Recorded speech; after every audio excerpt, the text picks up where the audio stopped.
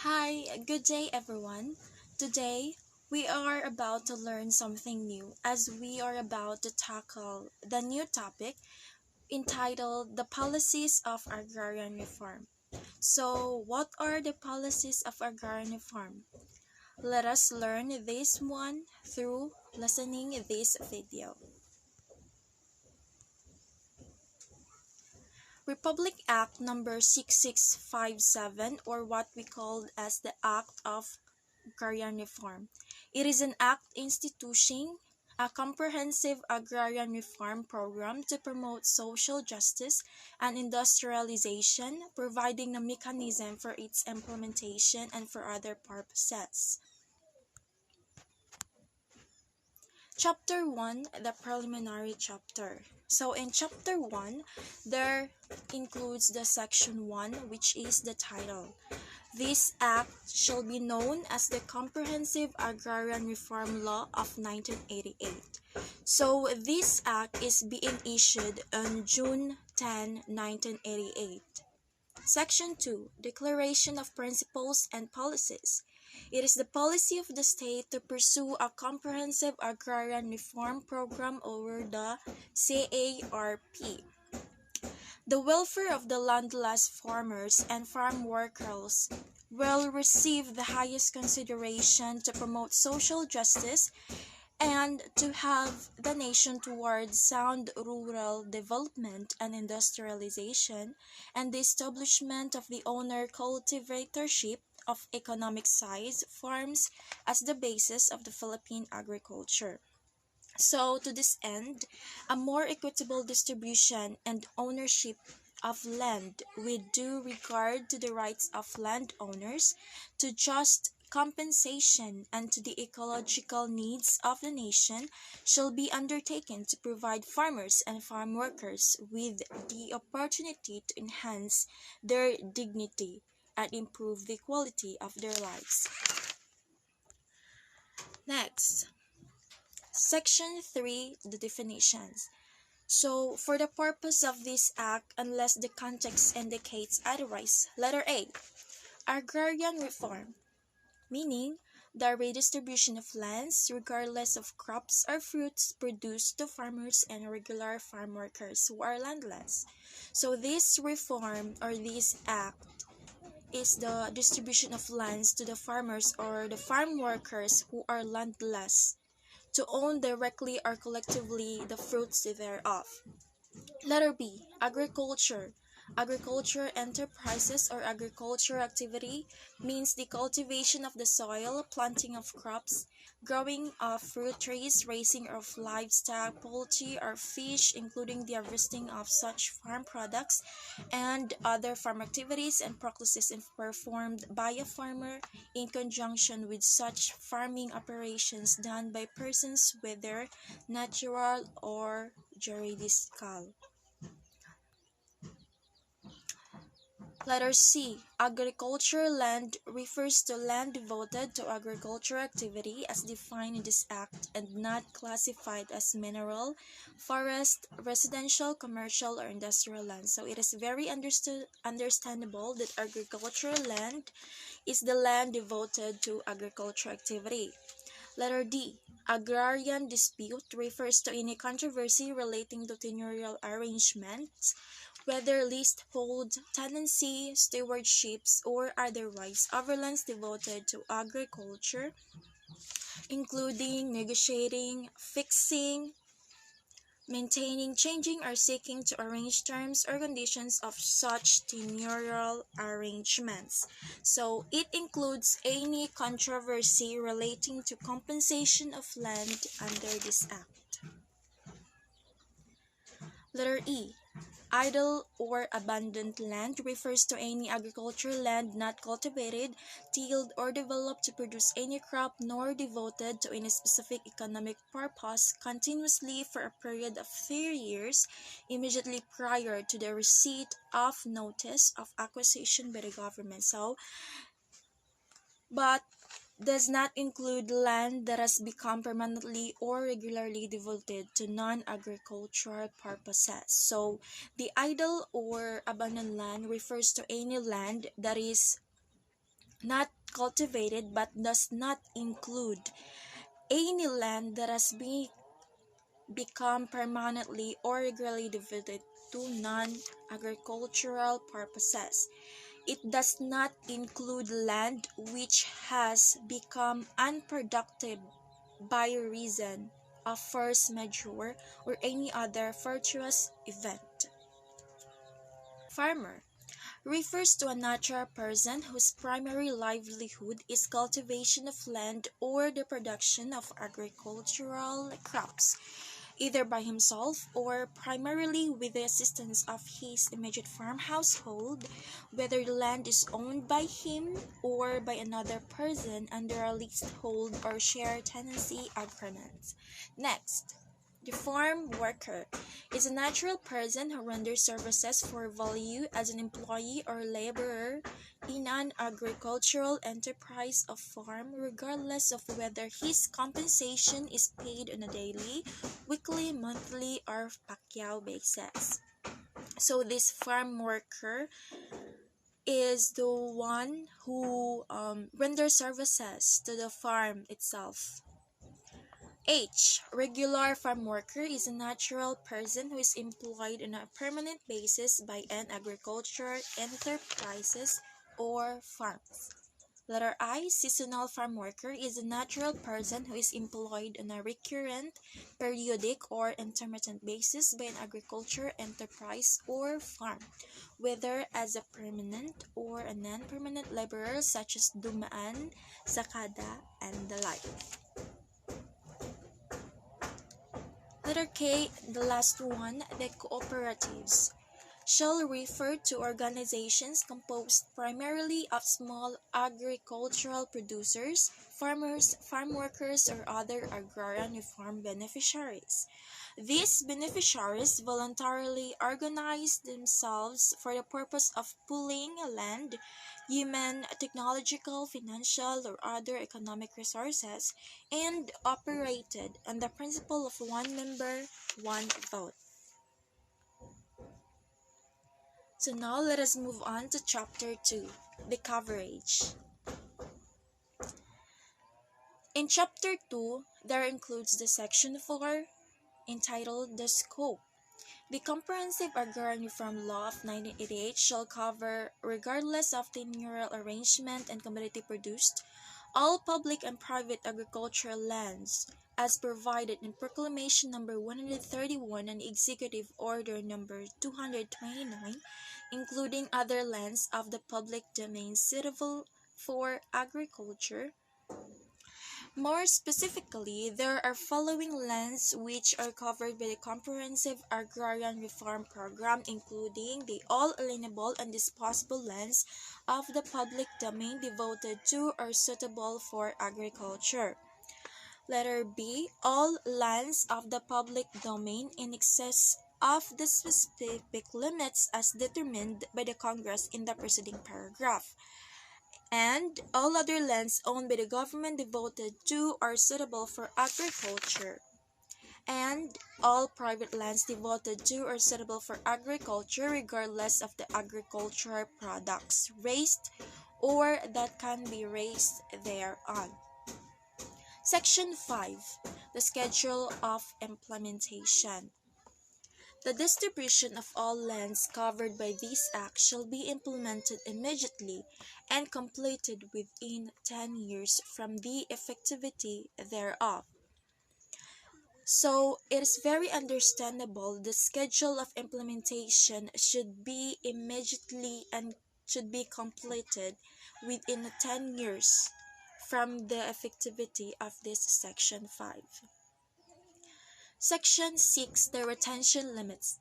Except as otherwise provided in this Act, no person may own or retain directly or indirectly any public or private agricultural land, the size of which shall vary according to factors governing a viable family size farm.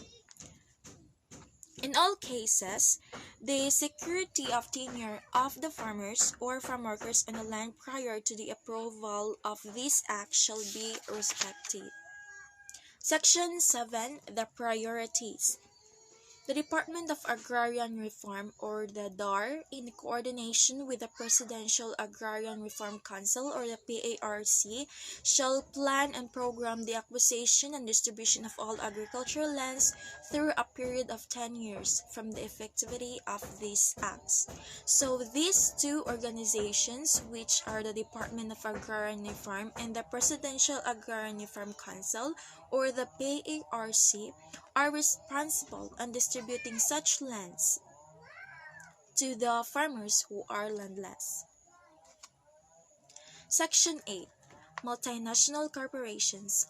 All lands of the public domain leased, held or possessed by multinational corporations or associations, and other lands owned by the government or by government-owned or controlled corporations, associations, institutions, or entities devoted to existing and operational agribusiness or agro-industrial enterprises. So, lands covered by the paragraph immediately preceding under lease, management, grower or service contracts, and the like shall be disposed properly. Section 9. The Ancestral Lands. For purposes of this Act, ancestral lands of which indigenous cultural community shall include but not be limited to lands in the actual, continuous, and open possession and occupation of the community and its members, provided the torrent system shall be respected. Section 10. Exemption and exclusion. So it is very understandable that in exemptions there are the things that are not included. So what is this section 10 means?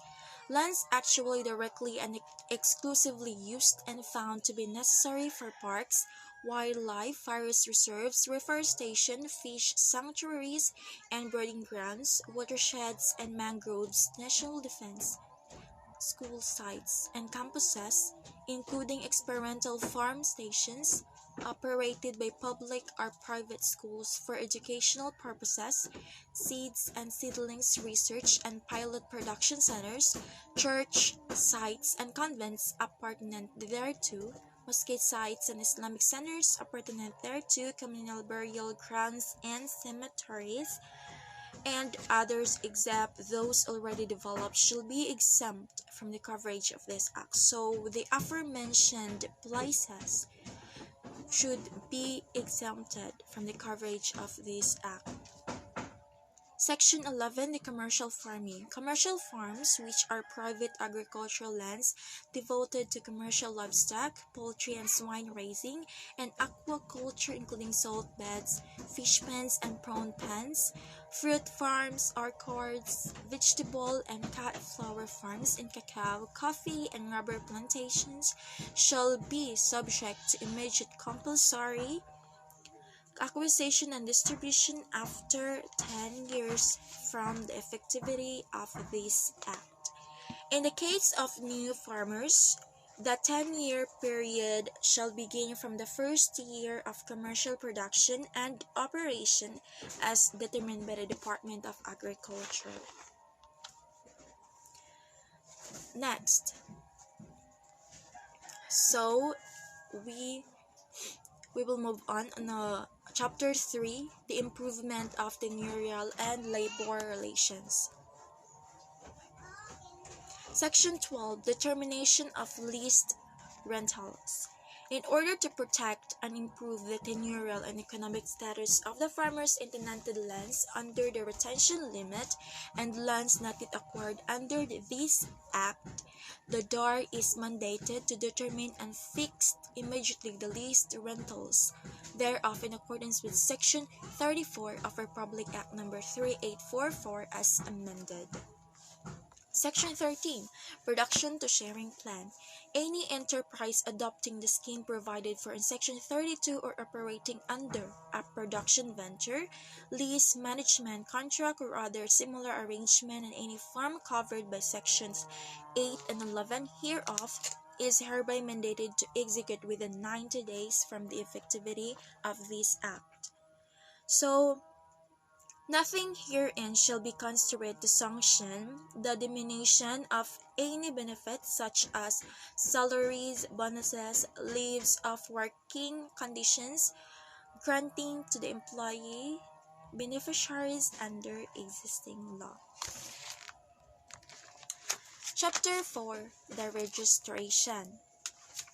So in chapter 4, the section 14, the registration of landowners.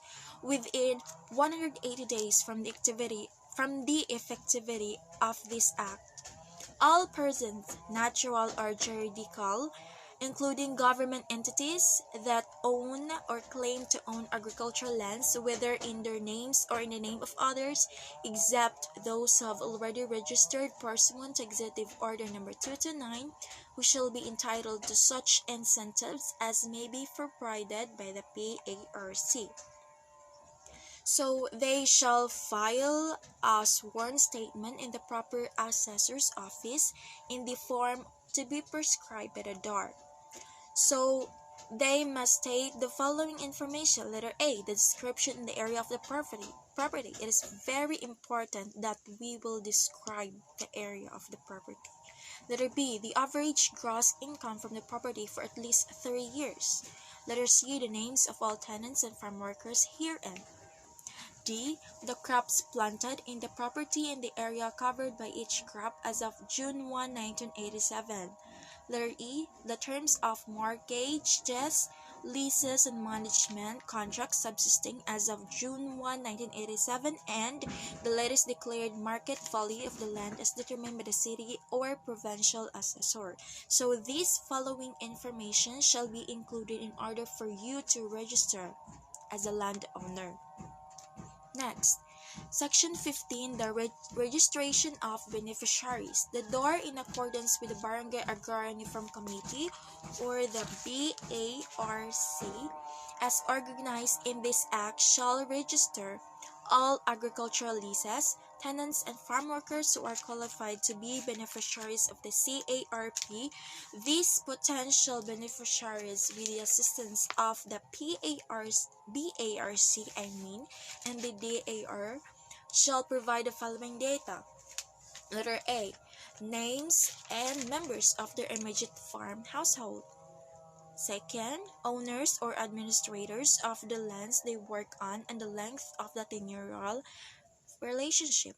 Letter C, crops planted and their share in the harvest or amount of rental paid. Let us move to Chapter 5, the land acquisition. Section 16, procedure for acquisition of a private lands. So there are several procedures in order for you to have the acquisition of the private lands. So for the purposes of acquisition of private lands, letter A, after having identified the landowners, and beneficiaries, the DAR shall send its notice to acquire the land to the owners thereof by personal delivery or registered mail, and post the same in a conspicuous place in the municipal building and barangay hall of the place where the property is located. Next step, within 30 days from the date of receipt of a written notice by personal delivery or registered mail, the landowner, his administrator, or representative shall inform the DAR of his acceptance or rejection of the offer. Letter C. The landowner accepts the offer of the DAR. The Land Bank of the Philippines, or the LBP, shall pay the landowner of the purchase price of land within 30 days. So the LBP, or the Land Bank of the Philippines, is responsible to pay the landowner for the price of the land within 1 month. In case of rejection or failure to reply, the DAR shall conduct summary administrative proceedings to determine the compensation for the land by requiring the landowner.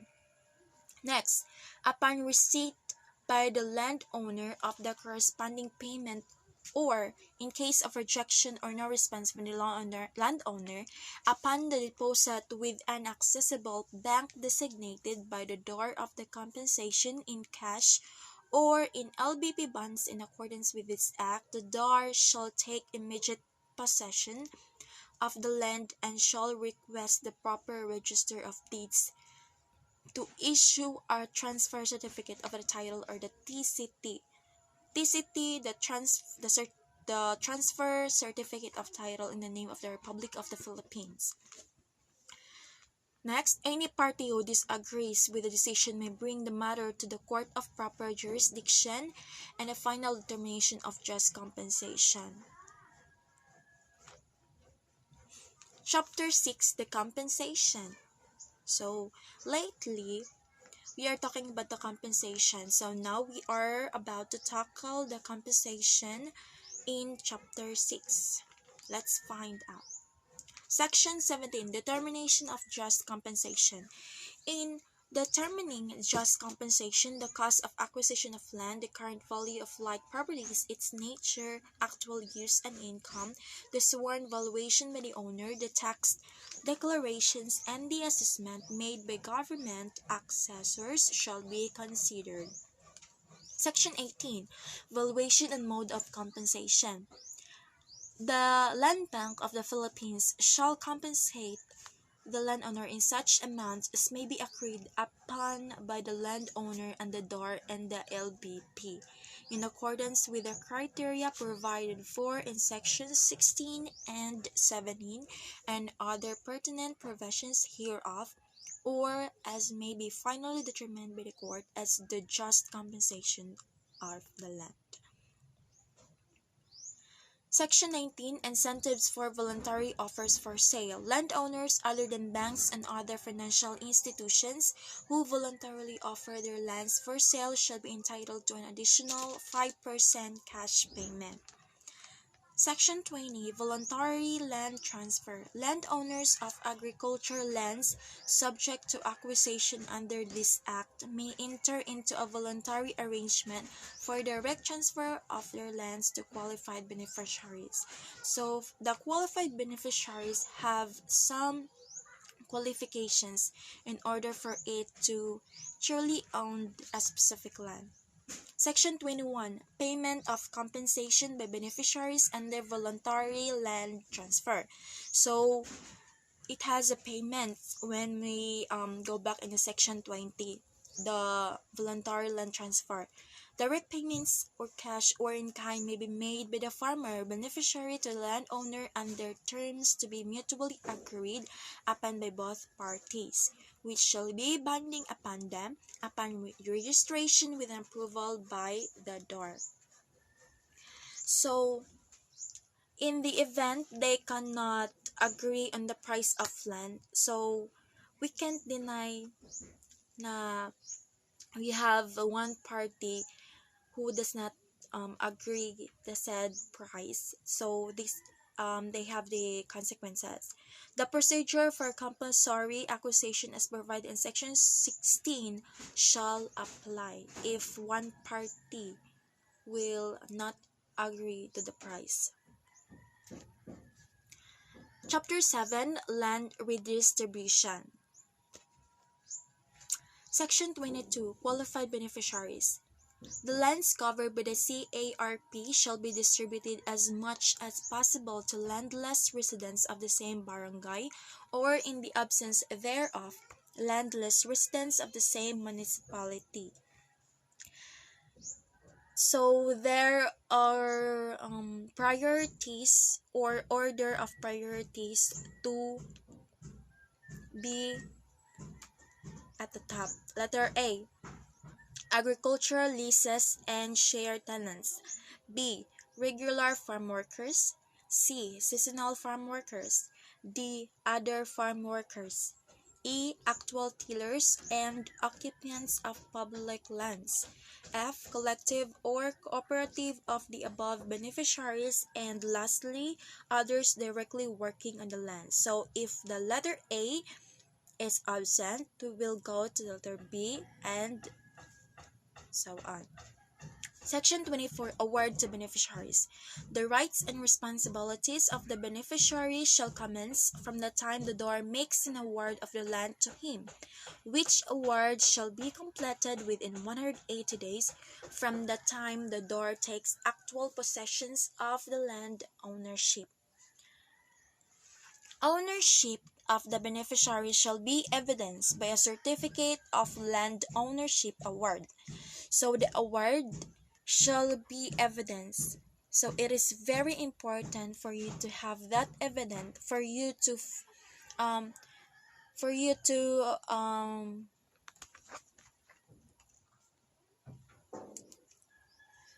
Section 24, Award to Beneficiaries. The rights and responsibilities of the beneficiary shall commence from the time the door makes an award of the land to him, which award shall be completed within 180 days from the time the door takes actual possession of the land ownership. So, ownership of the beneficiary shall be evidenced by a certificate of land ownership award, which shall contain the restrictions and conditions provided for in this Act.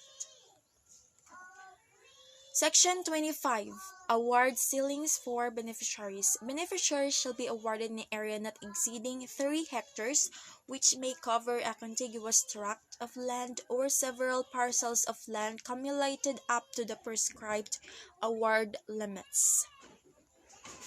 Sections 26, Payment by Beneficiaries. Lands awarded pursuant to this Act shall be paid for by the beneficiaries to the LBP in 30 annual amortizations at 6% interest per annum. The payments for the first 3 years after the award may be at reduced amounts established by the PARC. Section 27, Transferability of Awarded Lands. Lands acquired by beneficiaries under this Act may not be sold, transferred, or conveyed except through heredity, succession, or to the government, or to the LBP, or to other qualified beneficiaries for a period of 10 years. If the land has not yet been fully paid by the beneficiary, the rights to the land may be transferred with prior approval of DAR to any heir of the beneficiary. Standing crops at the time of acquisition. The landowner shall retain his share of any standing crops unharvested at the time the DAR shall take possession of the land under Section 16 of this Act and shall be given a reasonable time to harvest the same. Chapter 8, Corporate Farms. Section 29, Farms owned or operated by corporations or other business associations. In the case of farms owned or operated by corporations or other business associations, in general, lands shall be distributed directly to the individual worker beneficiary. So, it is directly or collectively distributed to the worker beneficiaries in this Act, in this Section 29, stating the farms owned or operated by corporations or other business associations. Section 30, Home lots and farm lots for members of cooperatives. The individual members of the cooperatives or corporations mentioned in the preceding section. So, we all know that I mentioned lately the cooperatives or the corporations in the preceding section. So they shall be provided with home lots and small farm lots for their family use to be taken from the land owned by the cooperative or corporation. Section 31, Corporate Landowners. Corporate landowners may voluntarily transfer ownership over their agricultural land holdings to the Republic of the Philippines. Upon certification by the DAR or the Department of Agrarian Reform, corporations owning agricultural lands may give their qualified beneficiaries the right to purchase such proportion of the capital stock of the corporation that the agricultural land actually devoted to agricultural activities. Section 32, Production Sharing. Pending final land transfer, individuals or entities owning or operating under lease or management contract agricultural lands are hereby mandated to execute a production sharing plan with their farm workers or farm workers organization, if any, whereby 3% of the gross sales from the production of such lands are distributed within 60 days of the end of fiscal year as compensation to regular and other farm workers. Section 33, Payment of shares of cooperative or association. Shares of a cooperative or association acquired by farmer beneficiaries or worker beneficiaries shall be fully paid for an amount corresponding to the valuation as determined in the immediately succeeding section. So we will find out. Section 34, Valuation of Lands. So, a valuation scheme for the land shall be formulated by the PARC, taking into account the factors enumerated in Section 17. In addition to the need to stimulate the growth of cooperatives and the objective of fostering responsible participation of the worker beneficiaries in the creation of wealth. Chapter 9, The Support Services. Section 35, Creation of Support Services Office. This or there is hereby created the Office of Support Services under the door to be headed by an undersecretary. So it is very understandable that the support services has an office or must have an office that is or to be headed by an Undersecretary. Section 36, Funding for Support Services. In order to cover the expenses and costs of support services, at least 25% of all appropriations for agrarian reform shall be immediately set aside and made available for this purpose. In addition, the DOR shall be authorized to package proposals and receive grants, aid, and other forms of financial assistance from any source. Section 37, Support Services to the Beneficiaries. The PARC shall ensure that support services to farmer beneficiaries are provided, land surveys and titling and others.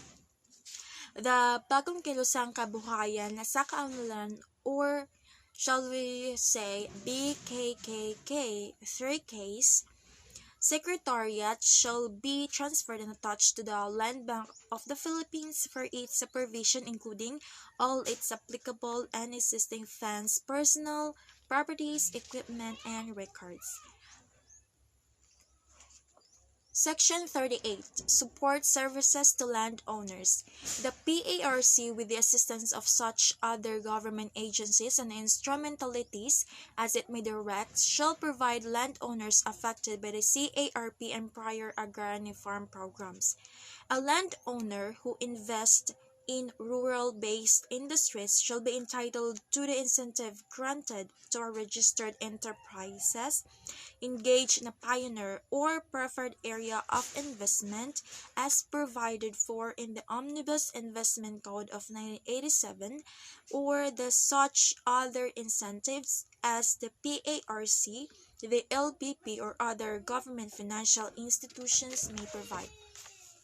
The Section 39, the last one of the chapter. Land consolidation. The DOR shall carry out land consolidation projects to promote equal distribution of land holdings, to provide the needed infrastructures in agriculture, and to conserve soil fertility and prevent erosion. So this agrarian reform is an act that aims to distribute lands to the farmers or the farm workers who are landless. So, Section 40 to 78 will be discussed by Ms. Raven Jane Cardova. Thank you. Continuation of the topic Policies of Agrarian Reform. Section 40 Special Areas of Concern.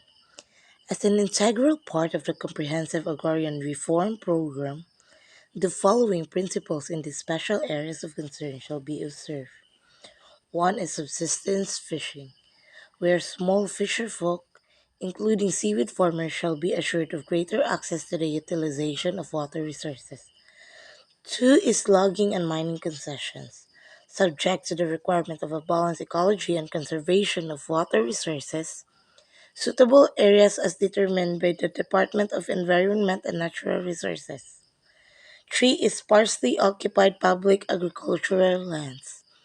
Sparsely occupied agricultural lands of the public domain shall be surveyed, proclaimed, and developed as farm settlements for qualified landless people based on an organized program to ensure their orderly and early development. Chapter 11, Program Implementation. Section 41, the Presidential Agrarian Reform Council, or the PARC, shall be composed of the President of the Philippines as chairman, the Secretary of Agrarian Reform as vice chairman, and the following as members: Secretaries of the Departments of Agriculture, Environment and Natural Resources, Budget and Management, Local Government, Public Works and Highways, Trade and Industry, Finance, Labor and Employment, Director General of the National Economic and Development Authority, President of Land Bank of the Philippines, Administrator of National Irrigation Administration, and three representatives of affected landowners to represent Luzon, Visayas, and Mindanao. Six representatives of agrarian reform beneficiaries, two each from Luzon, Visayas, and Mindanao, provided that one of them shall be from the cultural communities. Section 42, Executive Committee. There shall be an Executive Committee or EXCOM of the PARC composed of the Secretary of the DAR as chairman, and such other members as the President may designate, taking into account Article 13, Section 5 of the Constitution. Section 43, the Secretariat. A PERC Secretariat is hereby established to provide general support and coordinative services such as interagency linkages, program and project appraisal and evaluation, and general operations monitoring for the PARC. PARCOM, are known as Provincial Agrarian Reform Coordinating Committee. A, provincial agrarian reform coordinating committee is hereby created in each province, com- composed of a chairman who shall be appointed by the president upon the recommendation of the EXCOM, the provincial agrarian reform officer as executive officer, and one representative each from the departments of agriculture and of environment and natural resources and from the LBP. Section 45, Province by Province Implementation. The PARC shall provide the guidelines for province by province implementation of the CAR. Section 46, the Barangay Agrarian Reform Committee, or the PARC. Unless otherwise provided in this Act, the provisions of Executive Order Number 229 regarding the organization of the Barangay Agrarian Reform Committee shall be in effect. Functions of the BARC is: one is mediate and conciliate between parties involved in an agrarian dispute, including matters related to tenurial and financial arrangements. Second is assist in the identification of qualified beneficiaries and landowners within the barangay. Third is to attest to the accuracy of the initial parcellary mapping of the beneficiary's tillage. And last is to assist qualified beneficiaries in obtaining credit from lending institutions and others. Section 48, the legal assistance. The BARC or any member thereof may, whenever necessary in the exercise of any of its functions hereunder, seek the legal assistance of the DAR and the provincial, city, or municipal government. Section 49. Rules and Regulations. The PERC and the DAR shall have the power to issue rules and regulations, whether substantive or procedural, to carry out of the objects and purposes of this Act. Said rules shall take effect 10 days after publication in two national newspapers of general circulation. Chapter 12 is Administrative Adjudication. Class A Judicial Powers of the DAR. The DAR is hereby vested with primary jurisdiction to determine and adjudicate agrarian reform matters and shall have exclusive original jurisdiction over all matters involving the implementation of agrarian reform except those falling under the exclusive jurisdiction of the Department of Agriculture and the DENR. Section 51. Finality of determination. Any case or controversy before it shall be decided within 30 days after it is submitted for resolution, only one motion for reconsideration shall be allowed. Any order, ruling, or decision shall be final after the lapse of 15 days from receipt of copy thereof.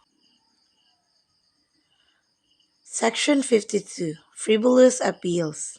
To discourage frivolous or dilatory appeals from the decisions or orders on the local or provincial levels, the DAR may impose reasonable penalties, including but not limited to fines or censures upon erring parties.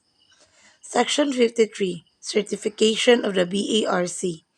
The DAR shall not take cognizance of any agrarian dispute or controversy unless a certification from the BARC that the dispute has been submitted to it for mediation and conciliation without any success of settlement is presented.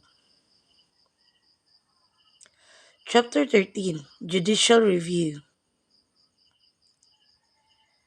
DAR or any agrarian dispute or on any matter pertaining to the application, implementation, enforcement, or interpretation of this Act and other pertinent laws on agrarian reform may be brought to the Court of Appeals by certiorari except as otherwise provided in this Act within 15 days from the receipt of copy thereof. Section 55. No restraining order or preliminary injunction.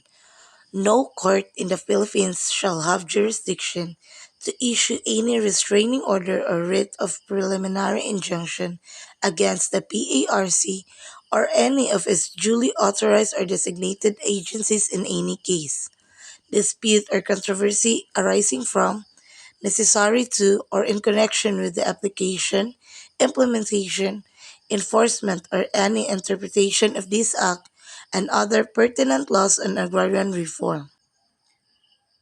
Section 56. The Special Agrarian Court. The Supreme Court shall designate at least one branch of the regional trial court within each province to act as a special agrarian court. Section 57. Special Jurisdiction. The special agrarian courts shall have original and exclusive jurisdiction over all petitions for the determination of just compensation to landowners and the prosecution of all criminal offenses under this Act. The rules of court shall apply to all proceedings before the special agrarian courts unless modified by this Act.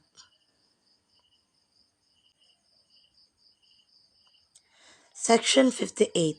Appointment of Commissioners.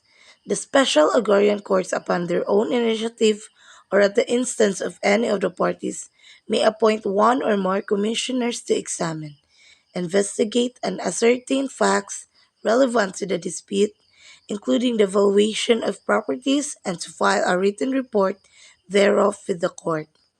Section 59. Orders of the Special Agrarian Courts. No order of the Special Agrarian Courts on any issue, question, matter, or incident raised before them shall be elevated to the appellate courts until the hearing shall have been terminated and the case decided on the merits. Section 60. The Appeals. An appeal may be taken from the decision of the Special Agrarian Courts by filing a petition for review with the Court of Appeals within 15 days from receipt of notice of the decision. Otherwise, the decision shall become final. Section 61. Procedure and Review. Review by the Court of Appeals of the Supreme Court, as the case may be, shall be governed by the rules of court. The Court of Appeals, however, may require the parties to file simultaneous memoranda within a period of 15 days from notice, after which the case is deemed submitted for decision. Section 62. The preferential attention in courts. All courts in the Philippines, both trial and appellate, shall give preferential attention to all cases arising from or in connection with the implementation of the provisions of this Act. Chapter 14. Financing. Section 63. The funding source. The initial amount needed to implement this Act for the period of 10 years upon approval hereof shall be funded from the Agrarian Reform Fund created under Sections 20 and 21 of Executive Order No. 229. Section 64. Financial Intermediary for the CARP. The Land Bank of the Philippines shall be the financial intermediary for the CARP and shall ensure that the social justice objectives of the CARP shall enjoy a preference among its priorities. Chapter 15. General Provisions. Section 65. Conversion of lands. After the lapse of 5 years from its award, when the land ceases to be economically feasible and sound for agricultural purposes, or the locality has become urbanized and the land will have a greater economic value for residential, commercial, or industrial purposes. Section 66. Exemptions from taxes and fees of land transfers. Transactions under this Act involving a transfer of ownership, whether from natural or juridical persons, shall be exempted from taxes arising from capital gains. Section 67. Free registration of patents and titles. All registers of deeds are hereby directed to register, free from payment of all fees and other charges. Patents, titles, and documents required for the implementation of the CARP. Section 68. Immunity of government agencies from undue interference. No injunction, restraining order, prohibition, or mandamus shall be issued by the lower courts against the Department of Agrarian Reform, the Department of Agriculture, the Department of Environment and Natural Resources, and the Department of Justice in their implementation of the program. Section 69. Assistance of other government entities. The PARC, in the exercise of its functions, is hereby authorized to call upon the assistance and support of other government agencies, bureaus, and offices, including government-owned or controlled corporations. Section 70. The disposition of private agricultural lands. The sale or disposition of agricultural lands retained by a landowner as a consequence of Section 6 hereof shall be valid as long as the total land holdings that shall be owned by the transferee thereof, inclusive of the land to be acquired, shall not exceed the land holding ceiling provided for in this Act. Section 71. Bank mortgages. Banks and other financial institutions allowed by law to hold mortgage rights or security interests in agricultural lands to secure loans and other obligations of borrowers may acquire title to these mortgage properties regardless of area, subject to existing laws on compulsory transfer or foreclosed assets and acquisition as prescribed under Section 13 of this Act. Section 72. Lease management, grower or service contracts, mortgages, and other claims. Lands covered by this Act under lease management, grower or service contracts, and and the like shall be disposed of as follows.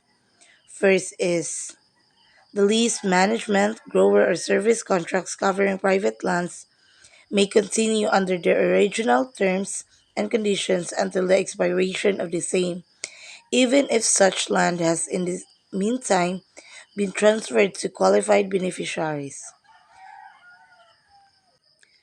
Mortgages and other claims registered with the Register of Deeds shall be assumed by the government up to an amount equivalent to the landowner's compensation value as provided in this Act. Section 73. Prohibited Acts and Omissions. The following are prohibited. First is the ownership or possession, for the purpose of circumventing the provisions of this Act, of agricultural lands in excess of the total retention limits or award ceilings by any person, natural or judicial, except those under collective ownership by farmer beneficiaries. Second is the forcible entry or illegal detainer by persons who are not qualified beneficiaries under this Act to avail themselves of the rights and benefits of the Agrarian Reform Program. Third is the conversion by any landowner of his agricultural land into any non agricultural use with intent to avoid the application of this Act to his land holdings and to dispossess his tenant farmers of the land tilled by them. Fourth is the willful prevention or obstruction by any person, association, or entity of the implementation of the CARP.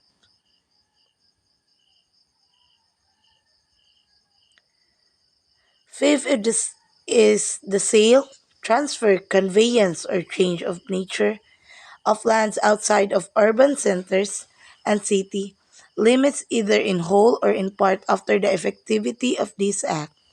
The date of the registration of the deed of conveyance in the Register of Deeds with respect to title lands and the date of the issuance of the tax declaration to the transfer of the property with respect to unregistered lands, as the case may be, shall be conclusive for the purpose of this Act. Last is the sale, transfer, or conveyance by a beneficiary of the right to use or any other usufructory right over the land he acquired by virtue of being a beneficiary in order to circumvent the provisions of this Act. Section 74. The penalties. Any person who knowingly or willfully violates the provisions of this Act shall be punished by imprisonment of not less than 1 month to not more than 3 years, or a fine of not less than 1,000 pesos and not more than 15,000 pesos, or both, at the discretion of the court. Section 75. Supplementary application of existing legislation.